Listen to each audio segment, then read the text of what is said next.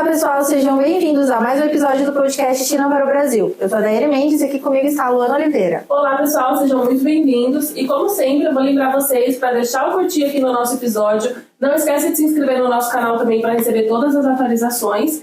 E temos também canal lá no Spotify, então segue a gente por lá, só procurar por China Brasil. E sobre o que vamos falar hoje, Daiane? Hoje nós vamos conversar sobre exportações B2B, como funciona essa área e para você que é empreendedor, como fazer a internacionalização da sua marca. E para isso vamos conversar com Jonatas Arcelli, que ele é coordenador de operações B2B da Yext Group, que é a empresa representante do Alibaba aqui no Brasil. Ele recentemente foi à China, conheceu a sede da empresa e conheceu também o país. Ele vai contar um pouco para a gente sobre a experiência por lá. E também vamos conversar sobre o mundo de exportações para empresas brasileiras e tudo o que engloba, né? Exatamente. Então seja bem-vindo, Jonatas. Obrigado pelo convite mais uma vez, né? Já participei de um episódio que era só podcast no Spotify, né? Não tinha vídeo. Exato. Inclusive, no podcast que ele participou, ele falou sobre internacionalização de marca. A gente focou nesse assunto. Legal. Então, para você que é empreendedor, quiser ouvir lá, vou deixar aqui na descrição. Muito bom. Obrigado pelo convite. A gente que agradece a sua participação. Vamos começar contando sobre a viagem para a China. Você poderia contar pra gente? Com certeza. Foi uma viagem maluca, assim, né? Não achava que uma pessoa poderia passar tanto tempo assim dentro de um avião, né? Acho que eu já tinha visitado o Canadá, então eu já tinha passado um longo período dentro de um avião, mas a China acho que superou as expectativas em relação a isso, né? Quanto tempo de viagem? Foram 30 horas de viagem totais, mas foram 2 aviões de 12. Nossa. Então eu fui até a Etiópia, fiz a conexão ali na África e depois fui direto para Shanghai. Não sei falar ainda, mas é basicamente isso. É uma experiência completamente nova em relação ao que a gente tem aqui hoje dentro do Brasil, né? Não só em relação à tecnologia, o que a gente já espera, né, da China, mas também a costumes, a segurança. Acho que desde quando a gente chega no aeroporto, por exemplo, já é completamente diferente do Brasil. Hoje a gente percebe principalmente que o Brasil é um país extremamente montanhoso mesmo. A gente... essa rua é plana, mas o Brasil tem muitos altos e baixos em relação ao seu relevo, né? A China, cara, é muito plano, assim, muito plano. E a sensação que eu tive, primeira sensação quando eu cheguei, é que tudo era muito grande, assim. Cheguei no aeroporto, era um galpão gigantesco no qual o teto você tinha que se esforçar para entender o que era cada coisa, assim, sabe? Então era tudo muito grande. E isso foi se estendendo para a cidade também, né? As ruas são muito grandes, tem prédios muito grandes, tem muita gente lá, então acho que a quantidade exorbitante, assim, de tudo é a primeira impressão que eu tenho quando eu chego e piso o pé na China. Então é completamente diferente, assim. Bom, você falou agora sobre a sua expectativa, na verdade sobre a sua impressão chegando lá, a primeira impressão. E você teve alguma expectativa versus realidade? O que você esperava que ia ser chegando lá foi totalmente diferente? Sim. Na verdade, a gente já tem aquela expectativa de que a China é muito mais tecnológica do que o próprio Brasil. Então, talvez eu encontre tecnologias muito diferentes. E aí, essa era a expectativa, mas a realidade é que quando a gente olha muito a China, a gente vê a facilidade que são as coisas, né? Por exemplo, uma coisa que a gente imagina que poderia ser muito fácil no Brasil, mas com o caos que é o Brasil, não sei se funcionaria tão bem, pelo menos não pelos próximos 5 anos. A cidade ela é completamente inteligente e integrada. Então, os semáforos, eles são todos integrados. Uma coisa que eu vi, eu fiquei, uau! Como que isso consegue funcionar? E, no Brasil, não sei se funcionaria, pelo menos nesses próximos 5 anos, é que o táxi que eu peguei, no próprio GPS do taxista, tinha o countdown do semáforo. Eu fiquei, caramba! A cidade inteira é integrada e pelo caminho o GPS mostrava quando que ele realmente partiria. sabe? E eu fiquei impressionado com isso, que, tipo, é uma coisa tão simples, mas a cidade inteira, ela se conversa, ela tem essa otimização no qual todo mundo consegue saber se realmente está trânsito ou não. A cidade inteira, ela tem muitas câmeras, então acho que é outra expectativa que eu tinha, que todo mundo falava que a China é muito segura. E conversando com a galera lá, eu percebi que realmente a galera sabe onde você tá, a galera sabe o que você tá fazendo, porque a cidade, ela tem muitas câmeras. Em todo canto da cidade tem câmera. Então acho que isso também ajuda não só para segurança, porque o pessoal sabe, eu tô sendo gravado. Então provavelmente já diminui um pouco a vontade, talvez, de fazer alguma coisa ilícita, mas também ajuda em relação a essa organização, né? Em relação a trânsito, em relação a qualquer outro tipo de coisa que possa ser utilizado, as câmeras que se integram pela cidade inteira. Então é bem legal. Bem legal. Você falando sobre o trânsito, a Eliana, que também foi, né, logo após a sua viagem, Sim. Ela mostrou um vídeo sobre a faixa de pedestres. Que tem uma iluminação verde quando, né, os pedestres podem passar. Sim. E aí, mesmo ele estando vermelho, nenhum carro pode ultrapassar enquanto os guardas não permitirem que todas as pessoas passarem. Sim. E isso é muito legal, porque evita qualquer tipo de acidente, porque são muitas pessoas. E você vê que o pessoal realmente respeita aquilo. Né? Exato. Eu tive a experiência em Campos do Jordão, que praticamente quando você pisa na calçada, a galera já respeita por conta da cultura de Campos. E a mesma sensação eu tive lá na China, né? Então, quando você tá ali para passar, e mesmo que tá num semáforo amarelo, ele pode passar ainda, se a gente já pisou, ele realmente vai parar, vai esperar você passar. Então, o pedestre tem a preferência em relação ao trânsito quando a gente fala sobre China. Pelo menos essa é a experiência que eu tive. Em cidades do interior de São Paulo e também no Rio Grande do Sul, eu já fui para São Leopoldo, é a mesma sensação, mas são cidades pequenas, muito menores. São Paulo é impossível. Acho que fica bem mais difícil acontecer isso em São Paulo. E falando sobre a parte de comunicação, que você só fala inglês, né? Você não fala mandarim. Como que foi lá para você se comunicar com o pessoal? Teve algum perrengue que você passou? Alguma história legal para compartilhar? Olha, com o inglês você já passa um pouquinho de dificuldade, assim, eu diria. Nem tanto nas cidades grandes, né, como Shanghai. Acho que boa parte da galera fala inglês em relação a, por exemplo, Hangzhou. Acho que a sensação que eu tive que Pequim e Shanghai, sempre você vai ver alguém pelo menos falando inglês, mesmo que não seja um chinês. Né? Você vê muito turista, você vê muitas pessoas que não fazem parte de fato daquele grupo, então você consegue conversar, você consegue lidar bem, mas como eu disse, tem muita gente lá, muita gente mesmo. Então, por exemplo, se você vira a esquina, você vai ver muitos senhores de idade, por exemplo, e se você tentar tirar alguma dúvida com ele, provavelmente ele não vai saber de fato te explicar, a não ser que você tenha um tradutor e tudo mais. Então, a mesma sensação de que é muito acessível em relação ao inglês, as pessoas falam bastante, também não é tão acessível assim na grande maioria por conta dessa outra parte da população que são que é de fato a população de origem daquele lugar, entendeu? Então, tive a experiência de pedir informação para quem não falava inglês com o tradutor. Não fui muito bem sucedido, talvez o tradutor não traduziu muito bem, talvez ele não me entendeu muito bem, e foi até uma história engraçada que eu tive em relação a Shanghai. Eu me perdi na parte da cidade, quando a gente chega no centro de Shanghai, tem a parte tecnológica, e aí tem um rio, e aí tem uma outra parte com as construções um pouco mais antigas, né? Isso. E aí eu, vou pra lá também, né? Eu tava na parte tecnológica, fui no centro, visitei a Pérola do Oeste, visitei isso e aquilo. Falei, não. O acesso muito fácil para essas duas partes mais tecnológicas, modernas e a mais de carro, sim.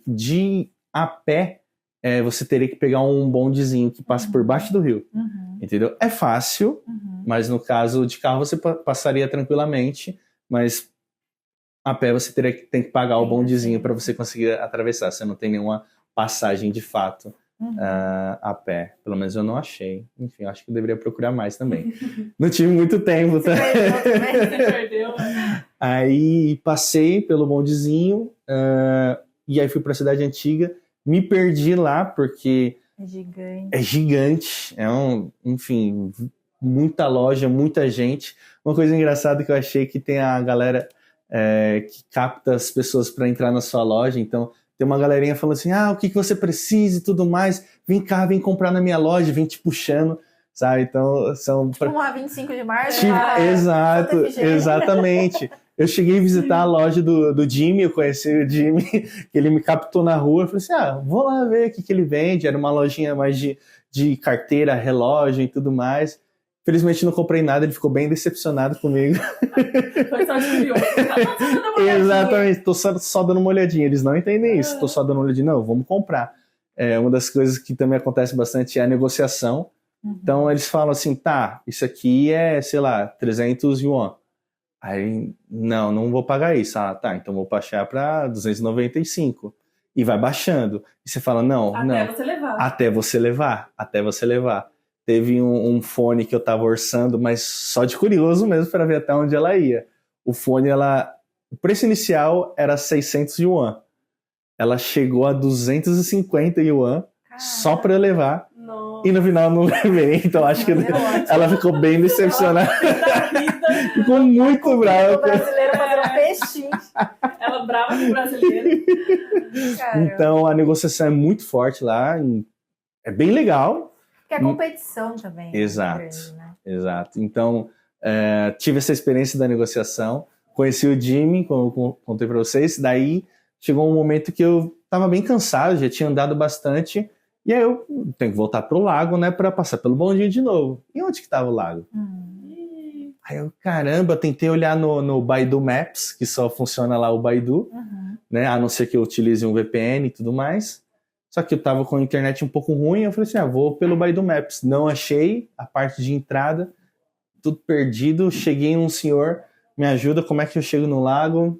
Não entendeu nada, meu Deus do céu. Eu falei assim, tive uma ideia. Vou achar um gringo, né? Muito mais fácil, vou achar um não asiático. Procurei, achei muito rápido assim, né? O Xangai tem muito turista. E aí encontrei um francês, a gente acabou trocando uma ideia. Ele falou que o voo dele era só 7 horas da noite, eram umas 3 horas da tarde ainda. Ele falou assim, vou te levar lá. E aí a gente foi andando, ele foi me levando até a parte da entrada do bondinho de novo para voltar para a cidade tecnológica. Então, a gente conversou sobre muita coisa. É um mochileiro que gosta muito da parte asiática. Hoje ele está em Taiwan, inclusive. Sigo ele no Instagram. Exato. Então, foi uma experiência muito legal, no qual o inglês ele me proporcionou isso, de conseguir, de fato, me localizar e conhecer pessoas novas, mas também a falta do mandarim me fez realmente ficar perdido e não conseguir aquela informação imediata, né? Tive que ir procurar um não asiático para conseguir conversar e me localizar de volta. Então foi bem divertido. Isso é legal, porque faz a gente tá tão focado na tecnologia, a gente tá sempre ali com tudo muito fácil acesso. Quando você se vê perdido num lugar que você não fala a língua, que dinheiro não vai resolver ali naquela situação, exato, você tem que usar os instintos naturais humanos para poder conversar e ter uma troca de verdade. E mesmo que tenha tecnologia, por exemplo, tá com o mapa ali, mas às vezes o mapa você não consegue se localizar, você precisa da pessoa para perguntar para uma contato pessoa. Humano, né? Exato. Mas foi exatamente essa experiência. Bem legal. E você foi para conhecer também a sede do Alibaba, né? Sim, e como a gente sabe, a sede do Alibaba é praticamente uma cidade, tem de tudo lá dentro. Acho que o estereótipo do Google, assim, sabe, que você vê nos filmes que o Google é uma cidade onde tem tudo, você não precisa sair de lá, é exatamente igual. Né? Eu fui na sede de Hangzhou, eu sei que ele tem em outra cidade também, mas fui na sede de Hangzhou, é gigantesco mesmo. Praticamente tem tudo, você passa, você vê academia, você vê mercado, você vê um espaço de dormir, então não precisa sair de lá de fato. A economia lá gira, então tem a própria moeda, né? Um papelzinho, um ticket que você compra, no qual você consegue trocar. Então, quando eu fui... ecossistema. Exatamente. Quando eu fui para lá, a gente ganhou um ticketzinho, no qual de cada um valia 15 wons, então a gente conseguia trocar aquilo por comida, comprar alguma coisa com aquela moeda, né? Com aquele dinheiro. Então, foi uma experiência completamente diferente. Uma das atendentes que eu fui, ela não falava inglês, então eu precisei solicitar ajuda, ela perguntava algumas coisas, obviamente eu não entendia mandarim, ficava com aquela cara de confuso. As pessoas são bem solícitas, inclusive, a mulher que estava atrás de mim traduzia algumas coisas para mim, aí eu consegui fazer meu pedido, então foi bem legal. Então essa é a sensação principal, eu acho que os mais antigos não falam tanto, não tem tanto acesso ao inglês, mas as pessoas mais novas, elas são completamente bilíngues, né? Então, acho que isso ajudou bastante em relação à experiência da comunicação quando eu estava lá, não só na cidade, mas também dentro do escritório do Alibaba. O que eu fui fazer lá, de fato, foi uma capacitação no qual o Alibaba ele traz todos os suportes de cada região. Então, tinha gente da Arábia Saudita, do Líbano, tinha gente da Europa, tinha gente de todo canto do mundo que faz o que a gente faz hoje aqui na IESH para contar como que foi os resultados de 2024, né? O que está acontecendo ainda até o final do ano, até o final do ano, e quais são as tendências novas que vai entrar de tecnologia, quais são as facilidades, as atualizações, o que a gente pode oferecer para os clientes que a gente cuida. Então, tudo isso é muito valioso, não só as informações que a gente recebe do próprio escritório do Alibaba, mas também a troca de networking, que a gente acaba conhecendo os outros, a gente acaba entendendo o que cada um passa, a gente consegue ajudar, enfim, é uma troca extremamente rica, no qual a gente consegue aprender, e só aprender, basicamente, né? Não só com o Alibaba, mas com todo mundo que está lá. Jonatas, eu fiquei com uma dúvida. A gente sempre pergunta, né? Porque o Guanxi, ele é muito forte na cultura chinesa de negócios, né? E você estando lá, né? Como você até falou um pouco do chinês que te levou para ver a loja e tal, o que mais chamou a sua atenção nessa cultura de negócios empresarial lá na China? Você consegue identificar esses pontos que você mais visualizou lá? Uma das coisas que mais me chamou a atenção, não só a parte da negociação, eu acho que foi a própria economia. Então, por exemplo, quando a gente vai para a China, a gente tende a achar que tudo é muito mais barato em relação ao Brasil, principalmente pela força da moeda. Mas se a gente para pensar, o yuan ele é mais fraco do que o próprio real, né? Só que a economia ela gira muito melhor, principalmente porque as pessoas têm talvez um pouco mais força de trabalho, ou até mesmo a questão de classe social mesmo. O Tian estava me explicando que o Brasil hoje ele tem 200 milhões de pessoas e a classe média da China tem 200 milhões de pessoas. Aí você fica, caramba, a população inteira de um país é comparado com a classe média da China. É um poder de compra. É um poder de compra completamente diferente. Então, gira muito mais fácil em relação a tudo. Então, sim, muitas coisas são extremamente mais baratas lá. Tem coisas que eu achei que é mais cara, inclusive, mas a galera compra. Então, acho que flui muito mais fácil lá, além da própria negociação, que a galera gosta muito de fazer isso. Eu achei até engraçadinho. E na questão de cultura empresarial, a gente sabe que chinês trabalha muito, né? Muito. Tem aquela coisa de estar sempre trabalhando. Como é que foi pra você estando lá? Você também trabalhou muito? Como eles? Você acompanhou o ritmo? Trabalhei um bocado. A minha visita lá ela foi específica para conhecer não só o escritório do Alibaba, mas também algumas coisas da IESH, né? Hoje a IESH ela tem 3 escritórios na China.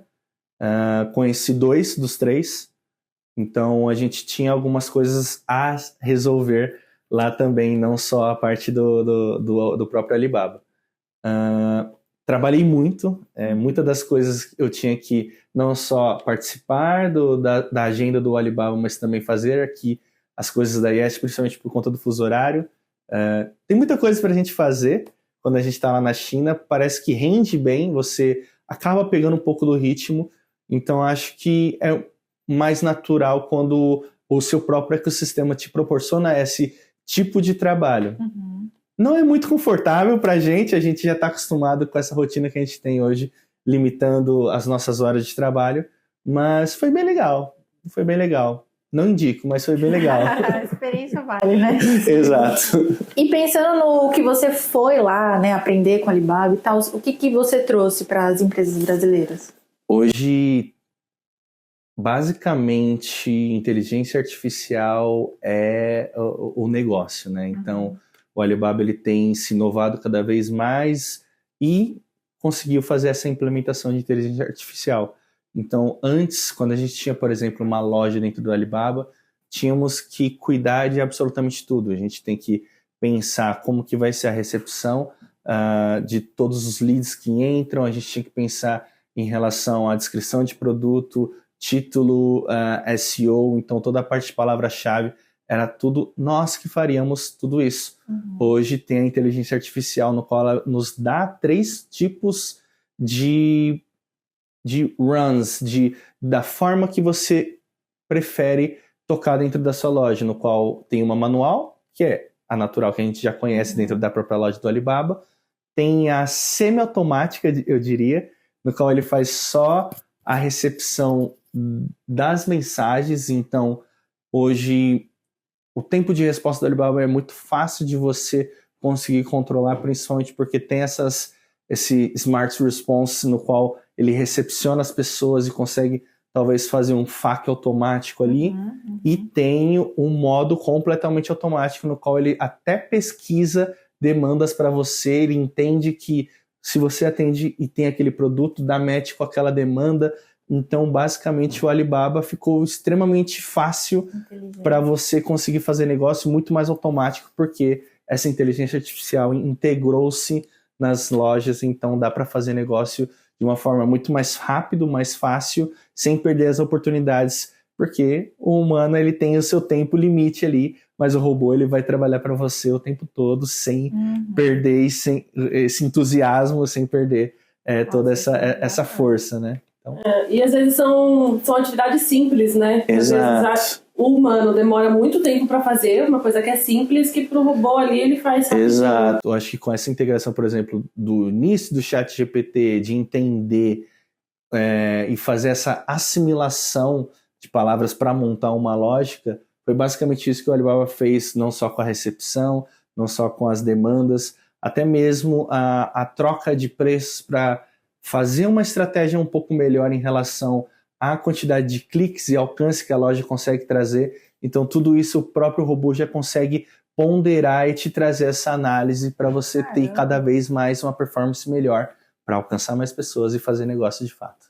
E quando a gente pesquisa no Google, né, eu como escrevo para o site do Alibaba, quando você vai pesquisar sobre o Alibaba, uma das primeiras perguntas é: o site do Alibaba é confiável? O Alibaba é confiável? E trazendo todas essas novas tecnologias, toda essa parte mais inteligente e que vai otimizar, né, o trabalho ali do empreendedor, quais são as partes de segurança? Eles falaram sobre isso? Sim. Hoje o Alibaba ele tem investido pesado na Ásia, praticamente, né, que é a sede deles. Eles têm, por exemplo, o PagSeguro Nosso, eles têm o Alipay, no qual eles conseguem fazer compras, e é muito semelhante, enfim, o dinheiro fica travado até a confirmação da compra, tudo bonitinho, igual a gente já conhece do nosso PagSeguro. Em relação à própria LGPD que a gente tem aqui, eles têm uma força muito grande em relação à segurança da informação. Eles têm também seguros específicos para caso dê algum tipo de golpe, enfim. Então, hoje o Alibaba cada vez mais está se estruturando para ser uma plataforma cada vez mais confiável. Você vê, infelizmente, scanners, você vê essa galera que faz coisas ilegais em qualquer lugar do mundo, em qualquer plataforma, não só online, mas também no ao vivo ali, aquela engenharia social. Infelizmente, a gente tem pessoas desse calibre. Mas o Alibaba está cada vez mais se protegendo em relação a isso, né? Hoje, né, a gente já tinha, inclusive, eu contei no último podcast que ele tem uma verificação muito forte, muito burocrática para você conseguir vender lá dentro. Então, não dá mais para criar uma loja falsa dentro da Alibaba. Então é bem difícil, você precisa ter documentos originais, no qual você tem que mostrar quem é a pessoa, onde a pessoa mora, o telefone vinculado à pessoa, ou a pessoa está vinculada à empresa, onde que a empresa está, qual o tempo que a empresa está aberta. Então é tudo muito burocrático para você abrir uma loja dentro do Alibaba. Então agora eles estão começando a olhar em relação ao processo de compra. O que eles conseguem de fato melhorar em relação à segurança. Isso tem já esses botões que estão muito pesados na China ainda. Em breve vai vir para o Brasil, ainda a gente não tem um prazo em relação a este investimento do Alipay vir para cá, mas a ideia é que o Brasil, fomentando cada vez mais, entrando cada vez mais empresas, eles olhem com um olhar um pouco mais carinhoso para a gente, para conseguir investir e trazer esse botão para a gente também, junto com o próprio Trade Assurance, que é a parte de seguros em relação a algumas trocas, né, e cambiais e tudo mais. Então eles têm bastantes produtos que ainda estão na China, que em breve, enfim, vai vir para o Brasil. Mas não tem um prazo, mas eles estão na promessa. Eu acho legal mencionar como que é o serviço que a Yes oferece para os empreendedores que querem exportar para fora. Como que funciona? Legal. Hoje a Yes é praticamente um polo de internacionalização de marca, né? A gente tem hoje no projeto Alibaba muitas empresas que querem, de fato, não só expandir as suas exportações, mas também começar as suas exportações, né? O Alibaba, a grosso modo, hoje é uma rede social B2B, no qual você consegue ter contatos do mundo inteiro, mais de 190 países, para negociar num modo atacado, já que empresas vai comprar de empresas, você compra em grande escala, né? Então, não só isso, eu diria, porque às vezes quando as pessoas ouvem isso, elas acabam se limitando, eu não produzo muito, então talvez não seja para mim. Calma, que tem para todo mundo, basicamente. Porque não só as megacorps que compram toneladas e toneladas e containers lá dentro do Alibaba, tem também um mercadinho de esquina da Polônia, que é um distribuidor e quer comprar mais barato, e o Alibaba é o canal, né? Por mais que o Alibaba ainda tenha esse ar de confiável por coisas do passado aqui no Brasil, você ainda consegue talvez não só exportar, mas importar também com um preço muito mais acessível. Então, hoje o Alibaba ele é reconhecido como o principal canal de negociação B2B para você não só economizar na sua importação em relação à matéria-prima, mas também você conseguir atingir muitos países, né? A gente tem casos de sucesso de que uma empresa de chá conseguiu acessar a Arábia Saudita, sabe? Então, era uma coisa que eles não esperavam, eles só exportavam para a América Latina, e são nossos vizinhos, é até mais fácil. O frete é terrestre, sabe? Então, eles começaram a trabalhar com frete marítimo, iniciaram com frete aéreo, porque pequenas quantidades, e hoje eles já estão com clientes com meio container, em breve um container cheio. Então, é basicamente um lugar no qual você consegue fazer não só negócio com a galera que realmente importa muito, ou seja, grandes quantidades, mas também a galera que quer testar novos produtos para trazer para o próprio país e ter um diferencial em relação à sua distribuição. Então, o Alibaba hoje é o canal, é o maior do mundo em relação ao marketplace B2B. Então, se você quer, de fato, atingir o mundo inteiro, o Alibaba é o caminho, é a solução. E quais seriam os primeiros passos para quem está decidindo fazer exportações? Certo.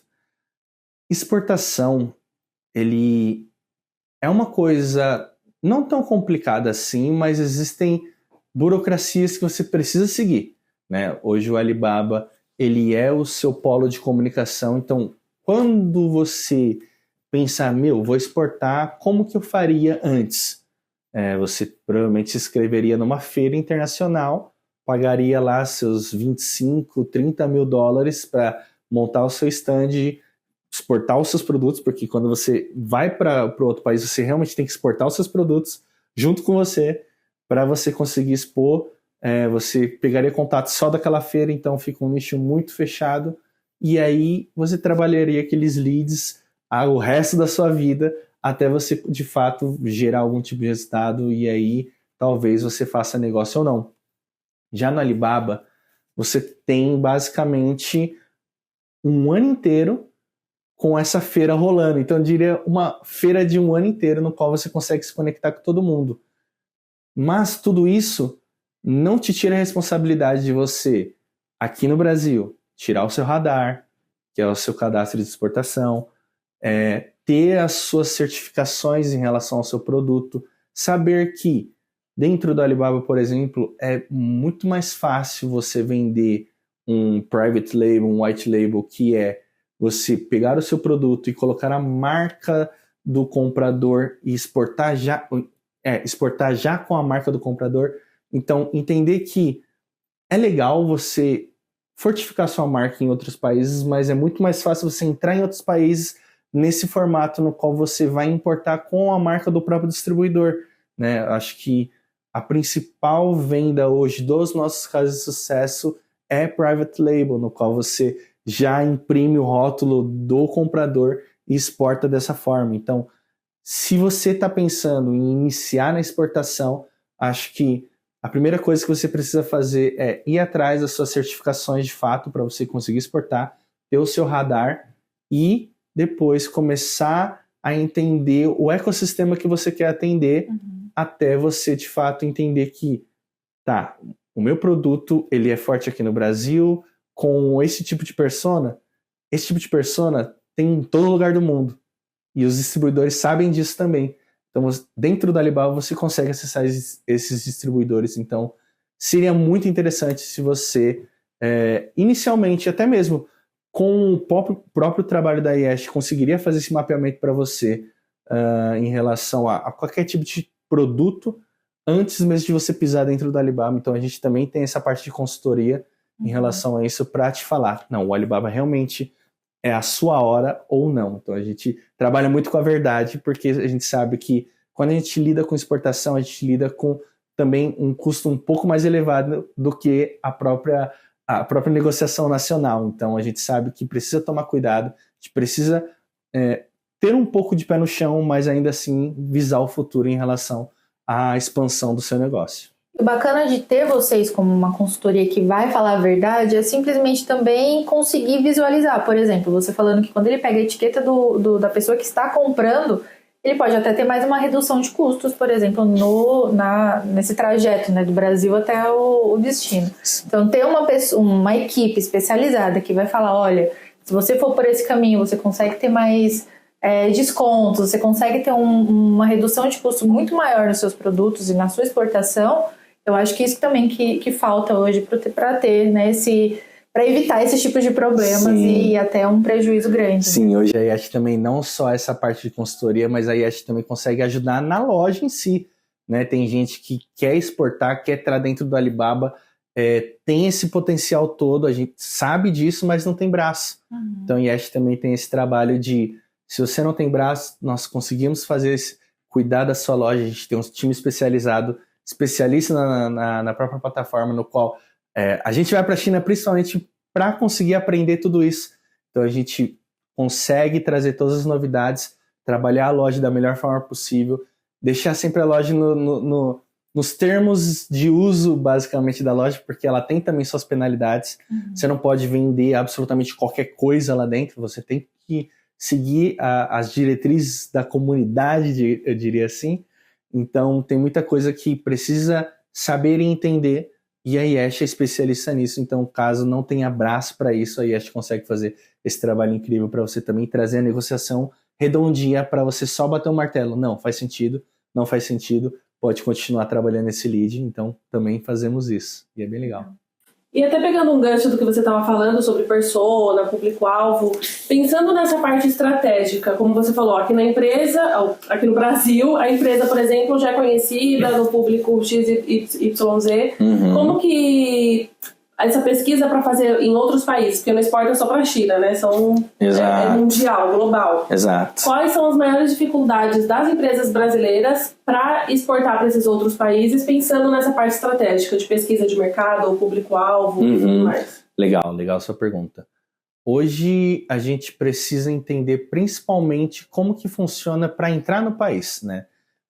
A Yesh também ela ajuda em relação a isso, ela consegue trazer uma consultoria muito focada na região que você quer realmente entrar, mas o próprio Alibaba também ele tem um wiki, né, uma gestão de conhecimento em relação a praticamente todos os países que ele consegue atender. Então, o que eu indicaria? Por exemplo, vamos gerar um exemplo aqui. Se você trabalha com alimentos e bebidas, se você quer entrar, por exemplo, nos Estados Unidos, obviamente você vai precisar do certificado de FDA, que é o certificado de Food and Drugs, para você entrar nos Estados Unidos. Inclusive, os Estados Unidos é o maior comprador dentro da plataforma Alibaba.com.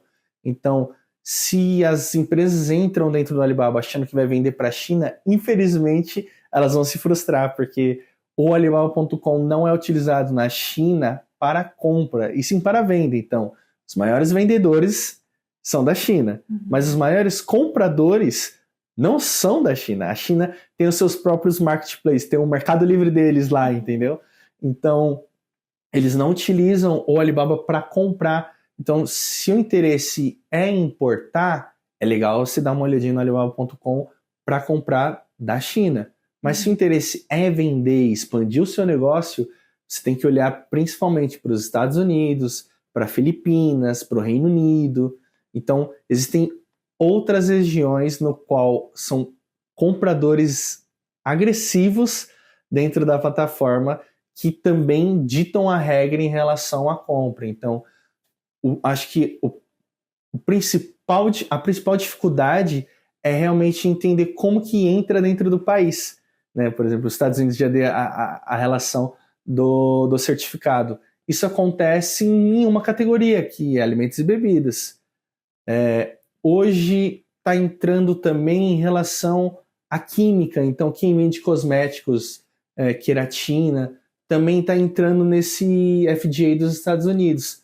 Então, entender como que o mercado ele está se relacionando em relação a essas certificações e essas restrições de cada produto já vai fazer você dar um passo muito à frente em relação a toda a concorrência que está pensando ainda em exportar e não sabe nem como realmente vai funcionar a entrada naquele país. E normalmente, culturalmente, dentro do Alibaba, o próprio comprador te ajuda.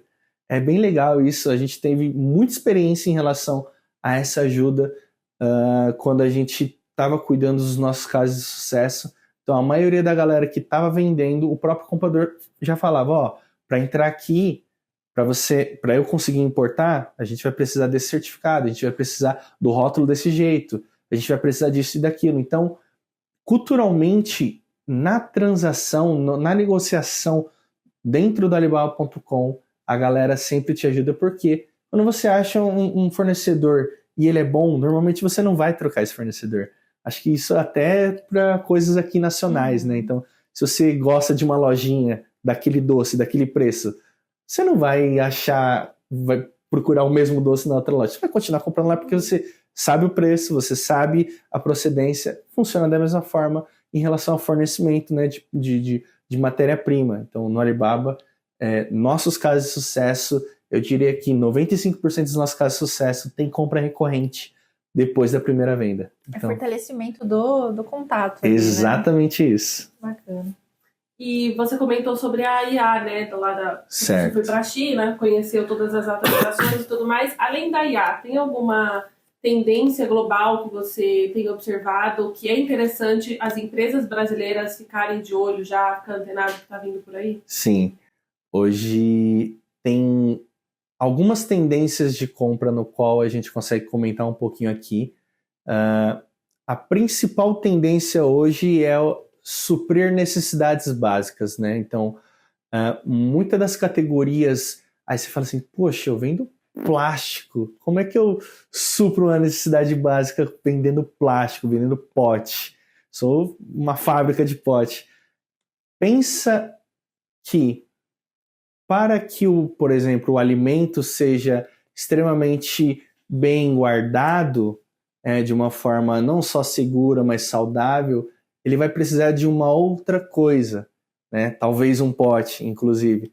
Então, tudo que não só atende à necessidade básica, mas permeia, fica ali na órbita da necessidade básica, consegue surfar totalmente essa tendência de compra. Então, até mesmo as tecnologias, tem muita venda de artigos tecnológicos, então smartwatches, que vende muito bem, próprios notebooks, enfim, toda essa parte tecnológica vende muito bem, porque também é uma tendência que cresce, e cresce ano a ano.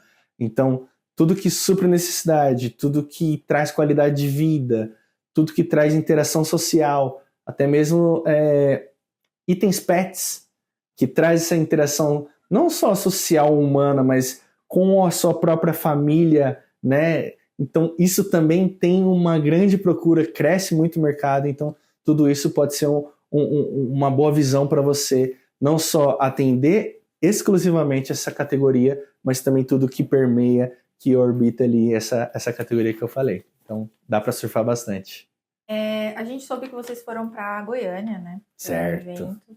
E pensando mais nessa parte agro, né? Você poderia contar como foi a experiência? Sim, foi bem legal. Nós tivemos muitas experiências em relação aos pequenos produtores, tivemos contatos, foi até outra experiência maluca da minha vida, eu conversando com um rapaz, né, ele era um dono de fazenda, e aí eu perguntei, caramba, você já exporta? Ele falou assim, não.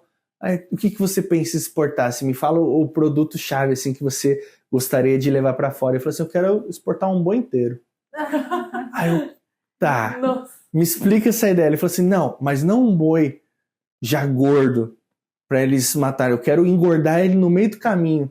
Ou seja, exportar o boi com o alimento, ele vai comendo no meio do caminho, chegando lá e tá pronto para o abate. Eu falei assim, caramba, olha a realidade do empreendedor agro, que é completamente diferente do que a gente está acostumado aqui, lidando com as empresas fora desse âmbito, né, de agronegócio. Então, é uma experiência completamente diferente, no qual a gente, enfim, não tinha esses pensamentos, então a gente consegue trazer novas soluções utilizando as tecnologias que a gente tem hoje dentro do próprio Alibaba e da Yext também, para conseguir suprir todas as necessidades e esses desejos que a galera tem. A parte agro, eu diria que ela é subestimada, né? Todo mundo que pensa no agro, no fazendeiro, acha que ele, tadinho, não tem tanto acesso. Muito pelo contrário, são pessoas que têm muito potencial de mercado, supre boa parte, talvez, até do mercado nacional.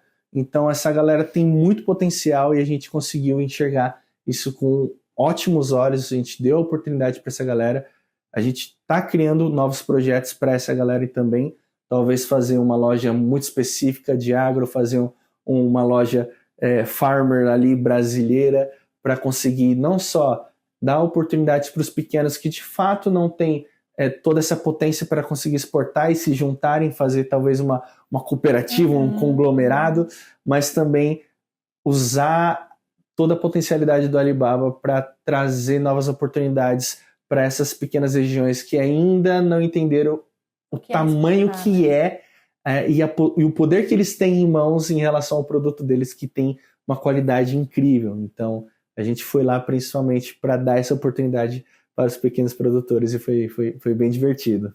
Então, para finalizar, a última pergunta, como que você enxerga o futuro do Alibaba para o futuro das exportações globais? Como que você vê o Alibaba nesse meio? Legal.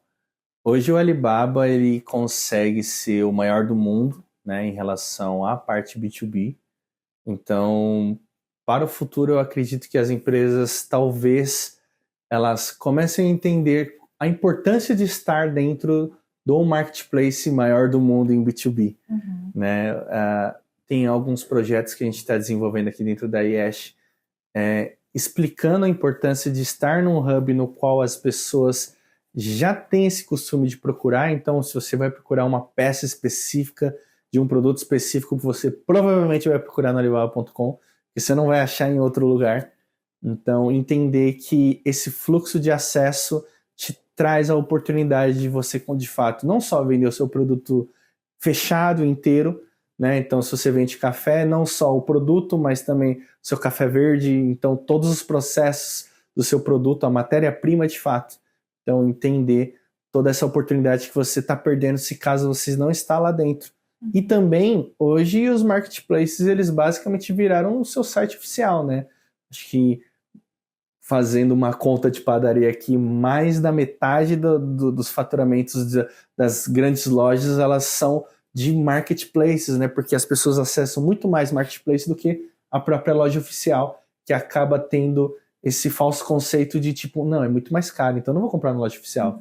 Comprar no Mercado Livre, sabe? Eu vou comprar no Magalu, eu vou achar muito mais... Mas é a mesma empresa que tá lá dentro, sabe? Que fazendo uma promoção específica. Então, tem essa cultura já de marketplaces, de ter grandes acessos. Então, estar na Alibaba hoje, acho que é a grande oportunidade para você, de fato, ter outras experiências em relação ao seu próprio faturamento e expansão de negócio. Então, o Alibaba ser basicamente o seu site oficial internacional, acho que está quase ali, né? Tem empresas já que fazem isso, tem o seu próprio site e ele acaba sendo o seu cartão de visita, né? Você precisa ter o seu site para, de fato, você provar inconscientemente que você existe, mas ter o seu site no Alibaba te traz uma credibilidade muito maior, porque é uma plataforma que traz um nome muito forte, é uma plataforma que te dá alcance global, então tudo isso já te traz um novo ar para a sua empresa, enfim. Então você consegue, de fato, trazer uma nova estratégia para a sua empresa quando você está dentro do Alibaba, não só em relação à exportação, mas a própria credibilidade da sua empresa. Então acho que esse futuro de o Alibaba ser o seu site internacional, ele está bem próximo. Bom, então, para finalizar agora realmente, se você quiser deixar como que as empresas que querem contratar a Yesh, querem estar dentro do Alibaba, se tem algum contato, alguma coisa que você gostaria de deixar? Perfeito. Hoje a Yesh, ela tem um blog muito importante no qual você consegue, se você pesquisar hoje Alibaba Brasil, você vai achar esse blog dentro do Google, ele está extremamente bem posicionado, então você consegue entrar em contato com a gente lá no blog também. Nós temos uma rede social no qual ela é muito focada em dicas de exportação, né? É o @hub.exporti. As meninas vão deixar aí, eu acho que na legenda. Então, acessem lá, vocês conseguem muitas dicas sobre exportação. Dá para você estudar bastante em relação a isso, se preparar. Também consegue contato com a gente. E acredito que nessas duas você já tem praticamente todos os nossos contatos, então já fica mais encaminhado para vocês falarem com a gente, e a partir desse momento eu tenho certeza que o futuro da empresa de vocês vai mudar completamente quando você entender que o mundo ele não é mais nacional, o mundo é global. Bom, muito obrigada, né, Jonatas, pela segunda vez. A gente teve uma outra perspectiva agora com você indo até a China, e eu acho que para quem está assistindo a gente foram muitas dicas e muitos insights aí que você trouxe. Fica a porta aberta, literalmente, para você voltar novamente, trazendo novas perspectivas e novas dicas para o pessoal que quer exportar e que quer crescer e quer alcançar novos patamares globais, né? Como o próprio Alibaba sempre fala. E volte sempre. Muito obrigada. Obrigado. Obrigado. Tchau, tchau. E se você quiser saber mais notícias sobre o Brasil e a China, acesse o nosso site www.chinatobrasil.com.br, nas nossas redes sociais @Chinatobrasil e o Facebook é @C2BYesh. Muito obrigada para você que nos acompanhou até aqui e até o próximo episódio. Tchau, tchau.